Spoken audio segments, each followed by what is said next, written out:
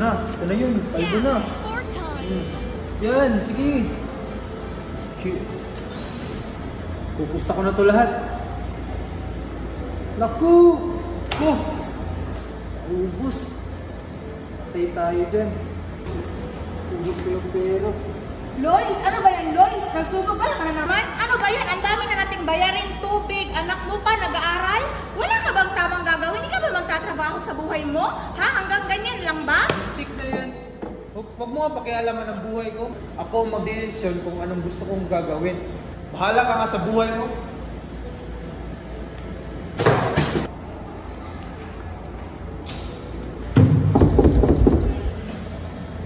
Kumusta pare?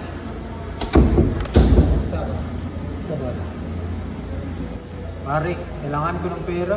Naubos yung pera ko sa sugal. Baka merong nang kilala dyan na pwede kong utangan. Magkano ba hinihingi mo? Sa ngayon, pre, higit ko mo lang 20,000.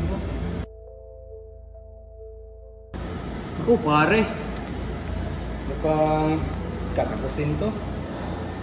Ganito na lang, maire-recommenda ako sa iyo. Yun lang. Mahirap to pare. Okay lang pare. Kailangan ko kasi talaga ng pera eh. Ngayon ko sana kailangan.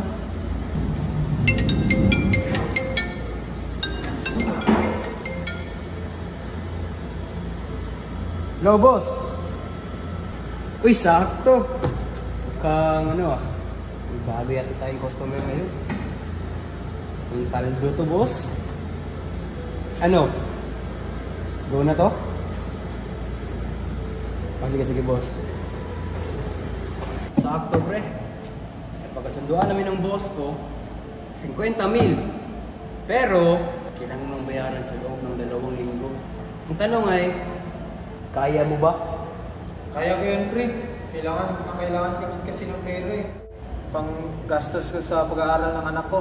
At pang gastos namin sa bahay. Sige na nga.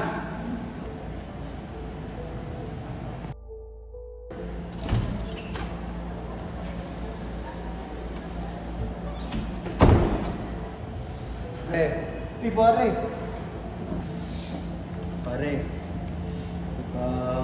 Kahit si boss ko ito. 2 linggo na kasi nakakalipas eh. Hindi mo pa mabayaran ang utang mo pare. Pasensya ka na pare. Medyo kapos pa kasi ako ngayon. Tay, mauna na po ako. Grabe pare. Ang takla ng anak mo ah. Eh kung ano na lang, pwede ba siya na lang gawin bayad mo sa mga utang mo pare? Yoko pre. Huwag mong idamay yung anak ko dito.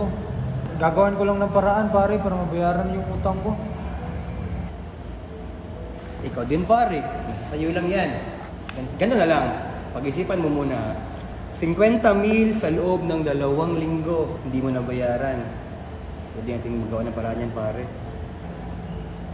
Ano mo ng kondisyon mo pare? Aba, simple lang. Sa loob ng oras, baliwala lahat ng utang mo pare. Magiging libre na lang yun pare.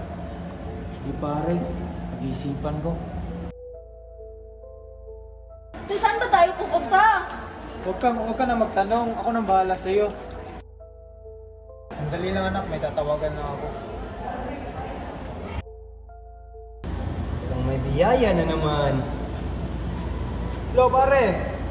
Iwan mo na lang yung anak mo dyan at pababa na ako pare. At quits lahat ng utang mo sa akin pare. Maraming salamat pare. Salamat. Yari ka ngayon. Dito ka lang muna anak. Magbibilhin lang ako. Sige, tay.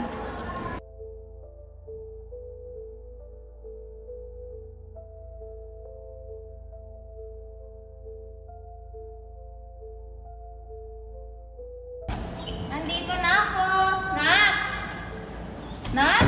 Nak! Lois, nasaan anak mo? Pasensya ka na. May malaki akong kasalanan na nagawa sa'yo. Anong pasensya? Saan mo dinala ang anak ko? Nasaan siya? Bakit siya wala sa bahay? Nay, pambayad ko yung anak natin sa utang ko. Anak mo, ginawa mo pambayad? Ano pumasok sa kote mo? Isang oras lang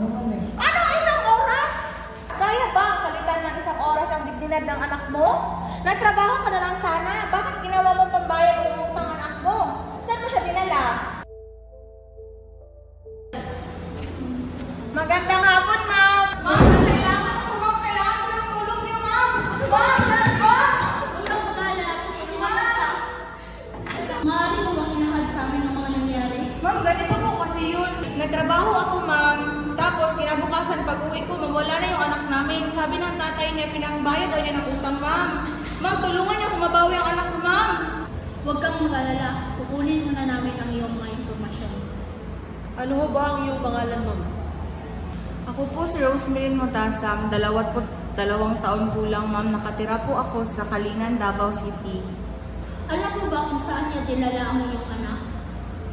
Ang sabi niya po sa akin, sa bahay daw po ng kaibigan niya sa Purok 11, Comunal, Buhangin, Davao City po. Yun po address na sinabi niya.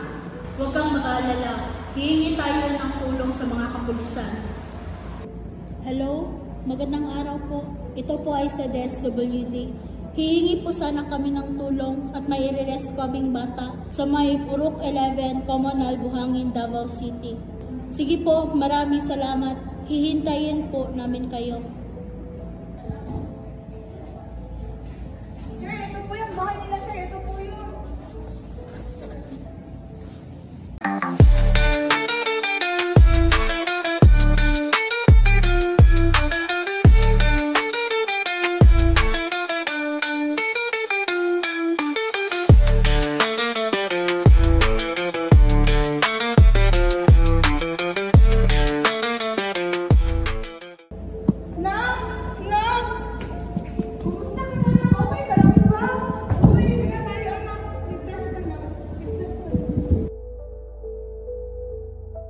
Sir, ito po yung bahay namin, sir.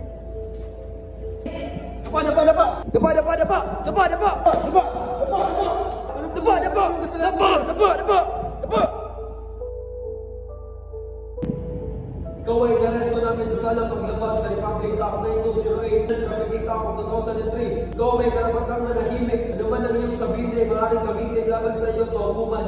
Karapatan mo na pagkaroon ng abogado.